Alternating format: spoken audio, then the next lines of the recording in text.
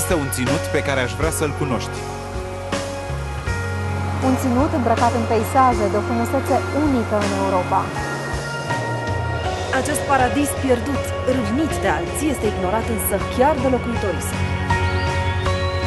E de ajuns o privire din interior ca să realizăm potențialul țării în care trăim. Urmărește firul unor povești țesute în umbra timpului și ascultă-i pe eroii care trăiesc în mijlocul lor. Îndrăznește, fă pasul către o Românie nedescoperită.